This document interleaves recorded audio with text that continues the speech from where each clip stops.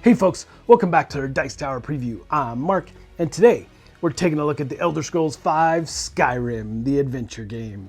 Skyrim is brought to you by Modiphius Entertainment. It's for 1 to 4 players, ages 14 and up, and games generally run 90 to 180 minutes. In the years before the Dragonborn came to Skyrim, you are a surviving member of the Blades, a legendary group who long protected the Empire of Tamriel.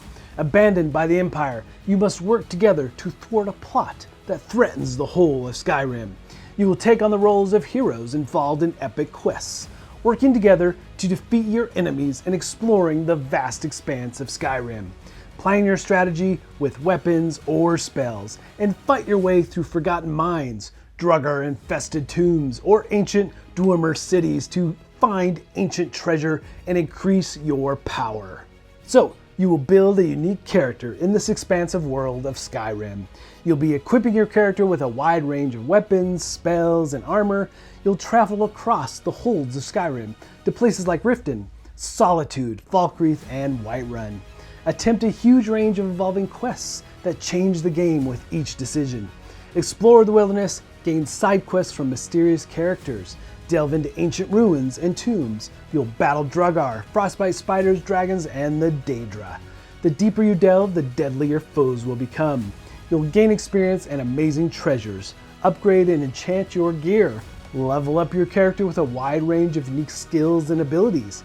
So you will play through 6 chapters of 2 huge campaigns spanning 25 years in the history of Skyrim in this endlessly replayable board game. So that thematic intro just gives you a flavor of the game, a nice little overview, and I did not have a prototype on the table to play. I only got to play on TTS a handful of times, and I did some solo play, and I got to play with the publisher and so forth. But you have to know up front that Skyrim was 100% and still is one of my all-time favorite video games.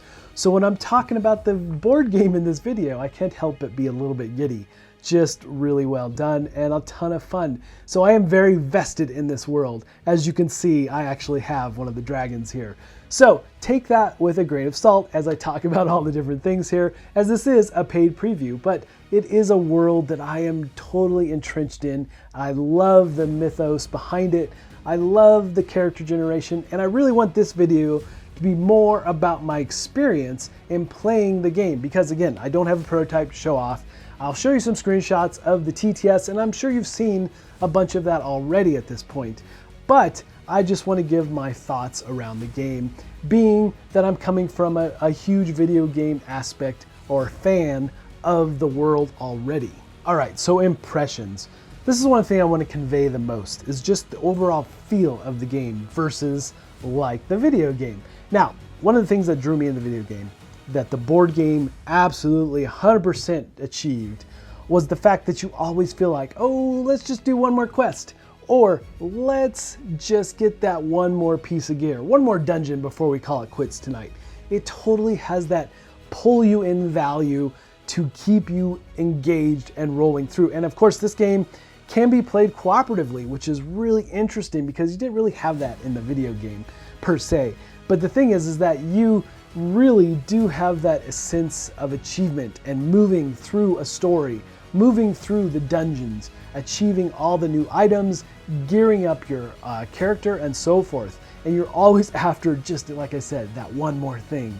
I love that aspect of the game, and it feels 100% like the video game. And then as far as the world goes, what you do in the video game is that you have waypoints and you go on to missions and so forth. This is very much like that as well. You have little waypoint markers that you put on the map as you move between the different locations.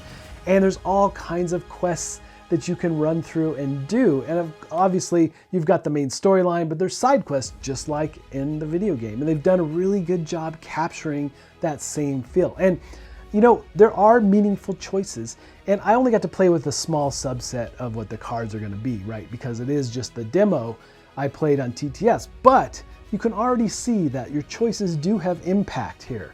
I've heard varying reports from others that maybe they didn't think their choices were impactful, but I sure did, because if you make certain choices or you fail in certain quests, then other side quests become unavailable to you, or characters in the game are no longer there for you to interact with. There are some really definitely interesting choices to be made as you move through the world.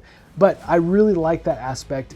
It just really draws me into the game. Again, please know that I am a huge Skyrim fan, but it really does have the same feel. I couldn't believe it. I felt like I was truly back into the world. So let's talk about characters. You know, I chose the High Elf, and all the characters you would expect from the video game are here, and even if you don't know the video game, everything makes sense. So again, the High Elf I chose, and what I really like about this system, just like the video game, is that the characters are not just stuck like, oh, I'm just a magic user. No, I actually started as a magic user and evolved my character to be more of an archer slash magic user with a little bit of magic on the side. I really like that aspect. It evolved in the course of play, and just like, oh, this makes more sense right now. And I just like how that turned my character into something unique that maybe wouldn't happen in another game and so forth. So you, with your character boards, have all your standard stuff, right? You have your health, your stamina, you've got your magicka, and all you can level up through experience through the course of the game, as you'd expect. Across the top is where you'll have all your gear, your armor, any weapons you're carrying, one, two-handed, potions. On the left is where your character card will be, and on the right is where you'll store quests. And on the bottom of your player board, you'll find slots for backpacks and status. So again, everything you're doing with your character, leveling it up and just evolving it through the game, feels very natural. And the fact is, you just, again, like I said before, oh, let's just see if we can find that one more piece of gear. And let's talk about quests a little bit, as it is the storytelling aspect of the game, which I really enjoy. Now, there's really three types of quests. You've got your overall main story quests that you're trying to fulfill throughout the course of the game. And then you have personal quests, which are interesting because there are all kinds of characters in Skyrim, and they're all going to demand your attention. Hey, go fetch this thing for me. Go save my daughter, whatever it is.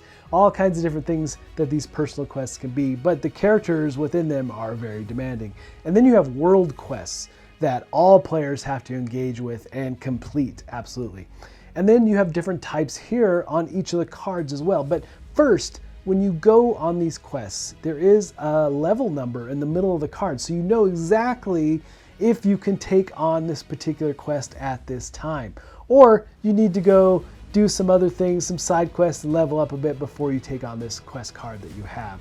There's some nice flavor text on the card as well, and at the bottom of the card, numerous things can be here. You're going to either be like an encounter where you're engaging with enemy, you have to destroy them, or you're going to have a skill test where you're rolling dice, and if you happen to have a certain skill that it requires, then you can roll an additional dice, and then it shows what the results, based on the dice you roll, how many results you need to achieve to be successful.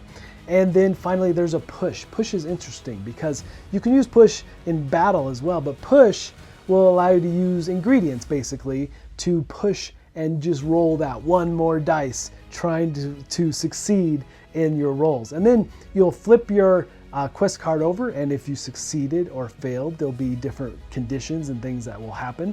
But then finally you'll get to choose what you do next. A bit of that choose your own adventure, branching paths in the game. So the story element and the questing really feels that you're on this epic journey throughout the course of the game.